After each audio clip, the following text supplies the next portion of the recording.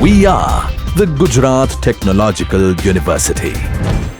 Since its inception over a decade ago, GTU has been empowering young and curating minds to realize their true potential.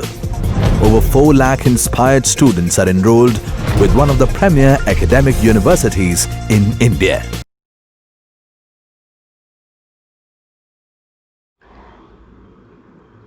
Analysis of RLC series circuit and series resonance. Okay, so here I have considered one RLC series circuit in which I have considered R ohms resistor, L Henry inductor and C Faraday capacitor, and these 3 elements are connected in series with single phase AC supply whose RMS value is capital V. So, in this circuit, RMS current I will start flowing. Now, some voltage drop across these 3 elements will take place. So, the voltage drop across resistor R is VR, which is equal to IR. Voltage drop across inductance L is VL, is equal to IXL, and voltage drop across capacitance VC is equal to IXC. Now, to see the analysis of this RLC series circuit, first of all, we need to draw the phasor diagram of these 3 elements. That means voltage drop across VR, VL and VC with current I.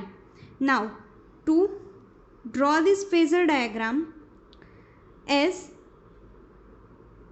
the circuit is series circuit, so the current in all 3 elements will be same, whereas the voltage drop across these 3 elements will be different. So, to draw the phasor diagram, we will take this current as our reference axis. Okay. Now, as we know that for resistive circuit, both voltage and current are in same phase. For inductive circuit, current lags voltage by 90 degree, and for capacitive circuit, current leads voltage by 90 degree. But here, as we are taking current as a reference, so what will happen?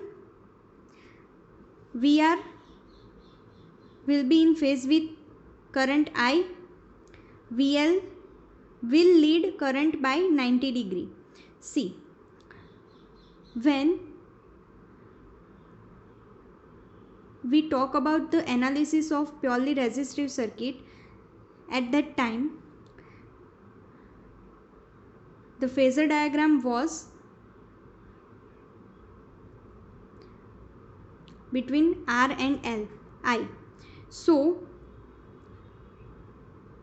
in that terms, we have considered voltage as reference axis, but here we are considering current as a reference.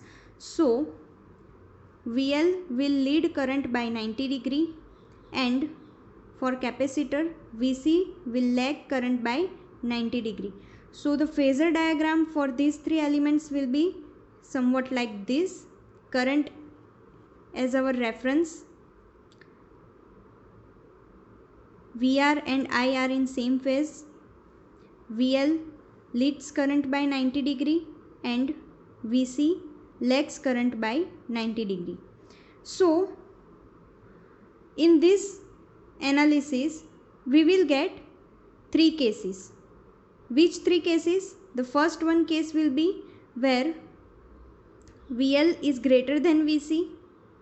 Second one will be VC is greater than VL, and in third case both VL and VC is equal. So there will be three cases. Case 1, VL is greater than VC. Case 2, VC is greater than VL. And case 3, VL is equal to VC.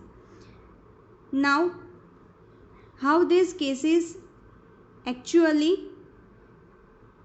comes, for that we will see one graph. This graph is frequency versus XL and XC. So, as we know that XL is equal to 2 pi FL, so XL is directly proportional to frequency and XC is equal to 1 upon 2 pi FC. So, XC is inversely proportional to frequency. Now, if we draw the graph of XL and XC versus frequency, then for XL versus frequency, we will get this straight line.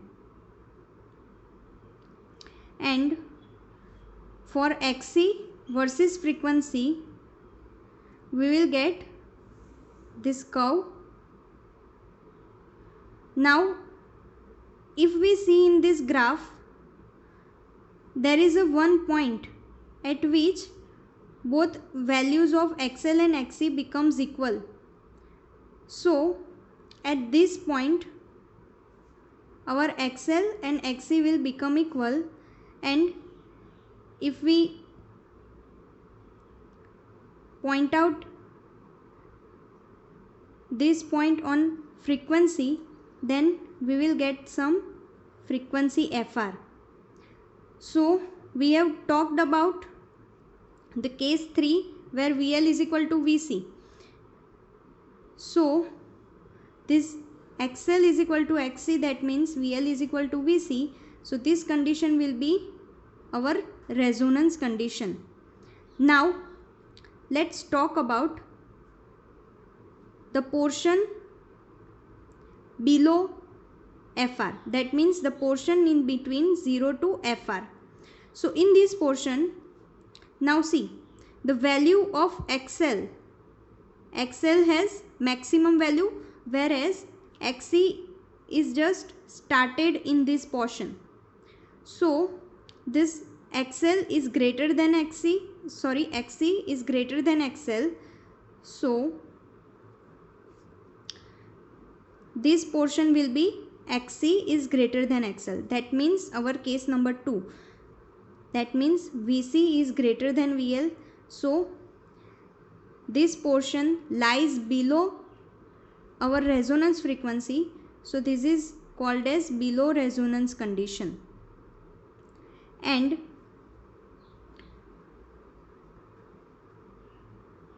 after resonance frequency, in this portion, the value of XL is greater than the value of XC.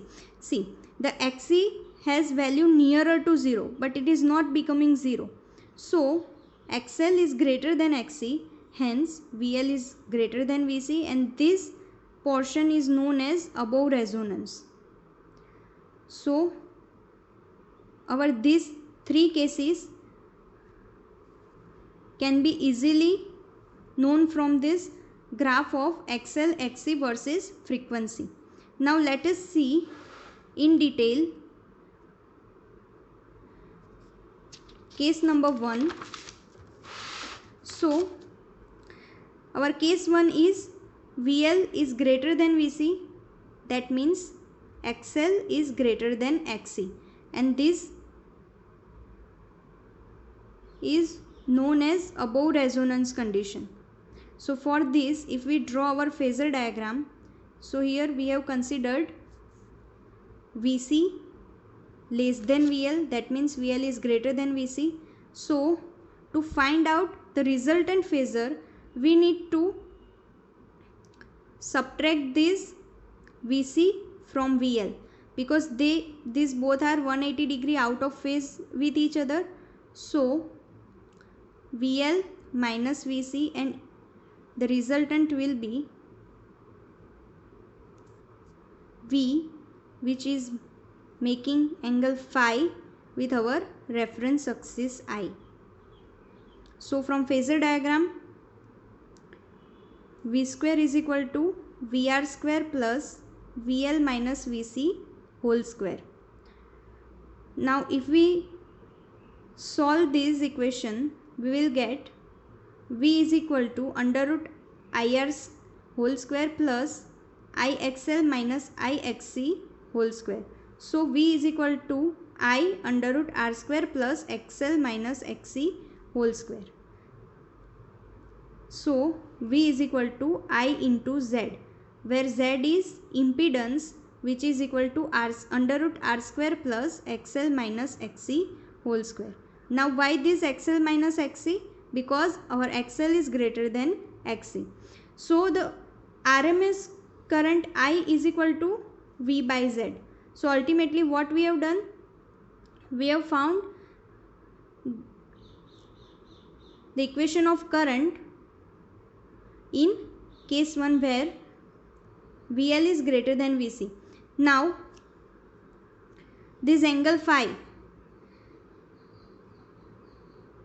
the angle between resultant voltage and reference current. So this phi is equal to tan phi is equal to VL minus VC upon VR. So phi is equal to tan inverse VL minus VC upon VR. So tan inverse XL minus XC upon R. That means the angle between voltage and current is phi, which is equal to tan inverse XL minus XC upon R. Now if we write the instantaneous equation of current, so this current I is equal to Im sin omega t minus phi.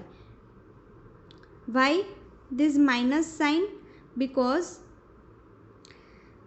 in this case our circuit will behave as inductive circuit, and as we know, for inductive circuit ultimately current lags voltage by angle phi, and this angle phi is tan inverse XL minus XC upon R. So in case number 1 where VL is greater than VC, our circuit will behave as an inductive circuit, so current will lag voltage by angle phi, and the power factor of this circuit cos phi is equal to R by Z. That means R upon under root R square plus XL minus XC whole square.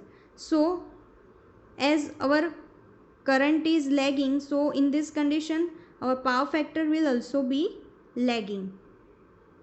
Now let us see case number 2, which is VL is greater than VC is greater than VL. That means XC is greater than XL, and this condition is known as below resonance condition. Now if we draw the phasor diagram for this condition, so here we have taken VC is greater than VL. So to find out this resultant phasor, we need to subtract VL from VC. So the resultant will be V, which makes angle phi with reference current I. The procedure will be same as our case 1, but the only difference is here V square is equal to VR square plus VC minus VL whole square. Now if we solve this equation, we will get V is equal to I under root R square plus XC minus XL whole square. So again we will get V is equal to I into Z, where Z is our impedance, which is under root R square plus XC minus XL whole square. As here our XC is greater than XL, so XC minus XL. So the RMS value of current I is equal to V by Z, and this angle phi with reference, so this angle phi tan phi is equal to VC minus VL upon R. That means phi is equal to tan inverse XC minus XL upon R. Now if we similarly write the instantaneous equation for current in this case, then we will get I is equal to Im sin omega t plus phi, and this angle phi is equal to tan inverse xc minus xl upon r. So why this positive sign? Because in this case our circuit will behave as capacitive circuit, and for capacitive circuit we know that current leads voltage by 90 degree, and so here the current will lead voltage by angle phi. Now the power factor of this case cos phi is equal to r by z, where which is equal to r upon under root r square plus xc minus xl whole square. So as our current is leading in this case, so the power factor will also be leading. Now let us see case number 3. The case number 3 is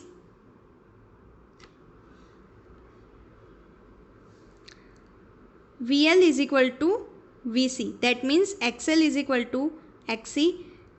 It is the condition where both inductive and capacitive reactance value becomes equal, and this condition is known as resonance condition. Now if we draw the phasor diagram for this condition, we will have both VL is equal to VC. So as they are 180 degree out of phase with each other, they will cancel out each other's effect. So as a resultant, we will only have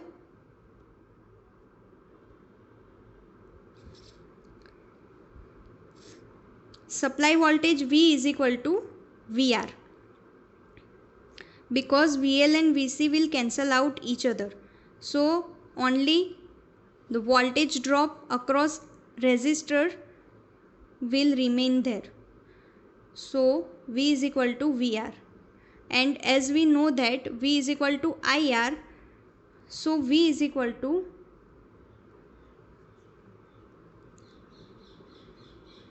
Im into R. Now why this Im here? We will talk about it. Now see, in this condition impedance Z is equal to under root R square plus XL minus XC whole square. But as XL is equal to XC, so our impedance Z will become Z is equal to under root R square. So the impedance will be Z is equal to R. Now in this case, the value of impedance will be minimum, as only one element is there in this case. Only the resistance is there. So our impedance has minimum value in this case, and so the current will be maximum in this condition. So that's why I have written V is equal to Im into R.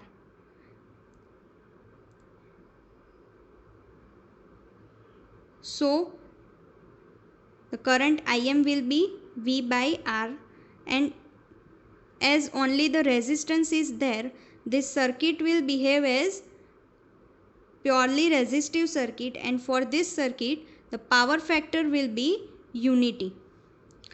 So this is the analysis of RLC series circuit and the resonance condition.